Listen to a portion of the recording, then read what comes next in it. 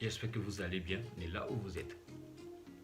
Dans la continuité de la vidéo précédente, où nous avons parlé de la maîtrise en soi, nous avons donné les 3 clés de la maîtrise face au désir. Dans cette vidéo, nous partagerons aussi 3 clés de la maîtrise face aux agressions. Allons-y. Si vous souhaitez avoir la maîtrise de soi face à une agression, voilà les 3 clés. 1. La positivité. La positivité est cette notion qui nous permet de changer le mal en bien, de transformer le négatif en positif. C'est la positivité qui nous permet de rester maître de notre état d'esprit. Car Bouddha dit ceci: si un homme ou une autre situation arrive à changer votre état d'esprit, alors vous êtes esclave de cette personne ou bien de cette situation. En un mot, rien ne doit avoir de l'effet sur notre état d'esprit. Nous devons choisir quand nous allons être en colère, quand nous allons être heureux, quand nous pouvons avoir la joie. Et quand cela est possible, alors c'est plus facile pour nous de faire face à une agression. Pour mieux comprendre cette partie, je vous donne une histoire de Bouddha et de ses disciples. Un jour assis dans leur temple, un homme entra dans le temple et se mit à insulter Bouddha de tous les noms. Il traita Bouddha de tous les noms. Face aux injures, Bouddha est resté détendu, joyeux, heureux et souriant. Le fait qu'il insulte Bouddha et que Bouddha sourit énerva encore plus l'homme en question, qui cracha par la suite sur le Bouddha. Cet acte a énervé tous les disciples de Bouddha qui décident alors d'agir.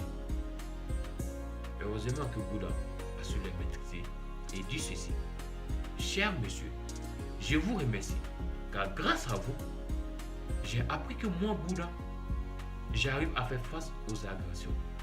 Mais aussi, vous m'avez appris que mes disciples arrivent à faire face à leurs désirs. Malheureusement, face aux agressions, ils n'ont pas la maîtrise. Alors, pour ça, je vous remercie. À ses disciples, il dit ceci: lorsque une personne vous tend un billet d'argent et que vous refusez, cet argent reste avec qui? Évidemment, tous les disciples ont répondu: avec la personne. Alors Bouddha dit ceci: lorsque une personne vous manque de respect, lorsque une personne vous insulte, lorsque une personne vous traite de tous les noms, c'est à vous de décider si vous acceptez ou si vous refusez. Si vous acceptez, alors la négativité est avec vous et vous serez en colère, ce qui va vous pousser à réagir. Mais quand vous refusez, vous avez la positivité et la négativité est avec la personne qui vous insulte. D'où la colère du monsieur. Malgré qu'il était celui qui insultait, c'est lui qui s'est retrouvé en colère. Alors face à une situation, vous devez être capable, vous, de choisir quand vous allez être en colère, quand vous n'allez pas être en colère. La question que certains peuvent se poser: mais quand la personne exagère, qu'est-ce que je dois faire? Dans la vidéo prochaine, nous vous parlerons de la différence entre la faiblesse et la maîtrise de soi. 2. Éviter l'effet de groupe. L'effet de groupe est comme un excitant qui est plus dangereux que la drogue et l'alcool. L'effet de groupe est l'excitant le plus dangereux. Et l'effet de groupe peut pousser un individu qui a la maîtrise à passer à l'état sauvage. D'où l'interpellation des personnes qui sont toujours à la base de l'excitation d'un mouvement ou bien d'un conflit. Quand certains individus seuls arrivent à se contrôler, mais dans un groupe, ils n'arrivent pas. Quand vous êtes sous l'effet d'un groupe, vous n'avez plus de jugement. Vous n'avez plus de raison. La critique disparaît et vous êtes contrôlé à ce moment par le groupe.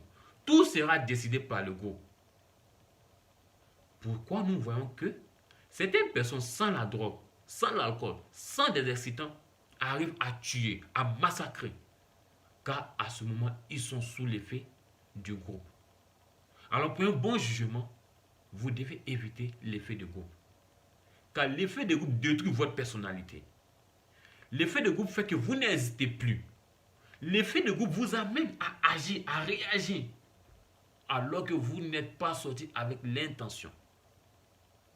Vous voyez que parfois, quand on arrête une personne, dans le cas d'un conflit, etc., la personne, la victime peut être au milieu et personne n'agit. Mais dès qu'une personne se met à taper, à agir, immédiatement tout le monde commence à copier l'acte de la personne. Alors, si vous voulez vous maîtriser, face à une situation, face à une personne, évitez de toujours être sous l'effet du groupe. Car c'est l'excitant le plus dangereux. Et c'est l'excitant qui peut pousser un homme à tout faire en négatif. 3. Sachez garder votre calme. Une personne qui agit toujours sous l'effet ne va jamais juger avec la raison, mais jugera toujours avec l'émotion. Et nous savons que face à une agression, l'émotion qui est toujours là est négative. Alors, les actes qui suivront seront toujours négatifs. Donc, face à une situation, vous devez être capable de garder votre calme. Quand vous évitez l'effet de groupe, quand vous arrivez à juger le négatif en positif, évidemment, vous aurez le calme. Donc, vous devez être capable d'avoir ce calme face à n'importe quelle situation. N'agissez jamais sur le coup. Toute personne qui agit sur le coup agit toujours négativement. Toute personne qui réagit rapidement face à une situation regrette toujours les actes qu'il a posés. Car sous l'effet de la colère, sous l'effet de la haine, l'homme est capable de tout. L'homme découvre à ce moment sa nature sauvage. L'homme découvre à ce moment cette nature animale qui est en lui. Alors pour éviter toutes ces situations, nous vous invitons à garder votre calme face à une situation, mais aussi à éviter les effets de groupe et à toujours avoir la positivité face à un individu. Tout en espérant que cette vidéo vous permettra de pouvoir garder votre maîtrise face à une agression. Nous vous donnons rendez-vous pour la prochaine vidéo. Salut!